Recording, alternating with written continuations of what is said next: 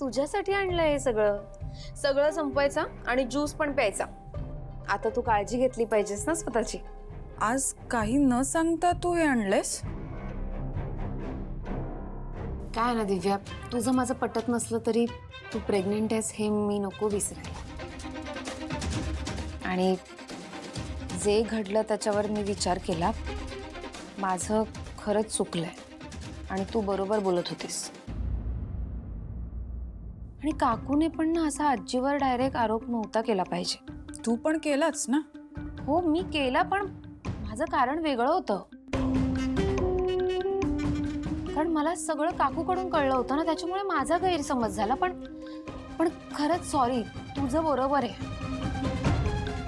ठीक आहे, कळलं. तू जाऊ शकतेस आता. दिव्याला आराम करायचा आहे, सो प्लीज. बरोबर आहे, आराम केलाच पाहिजे दिव्याने. पण दिव्या आता फक्त आराम कर, कुठल्याही वादात पडू नकोस. एवढं नक्कीच आहे, काकूने आजीला असं डायरेक्ट नव्हतंच बोललं पाहिजे. कारण म्हणजे डाऊट जरी आला तरी आजीला एकटीला बाजूला घेतलं पाहिजे होतं, मग विचारलं पाहिजे होतं ना सगळं. हा, म्हणूनच मी भांडले ना. पण शिवाने पण बोललं पाहिजे होतं. मला धक्का बसला, ती काहीच बोलली नाही. बिचारीचा गोंधळच झाला असेल. माहेर निवडायचं की सासर असं मनात आलंच असेल ना तिच्या. पण निवडला तिने सासरच. काय आहे, शेवटी तिला इथे राहायचं आहे ना. मला हे अपेक्षितच होतं.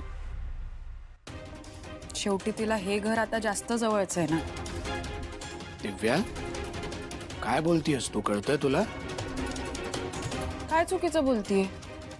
ती वाईट नाहीये, पण आज तिने बाईआजीची बाजू घ्यायलाच हवी होती.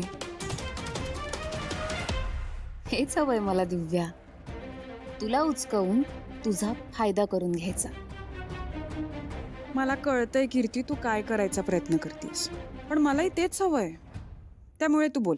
तुला काय बोलायचंय तू बिंदास बोल. पण बरोबर आहे तुझं.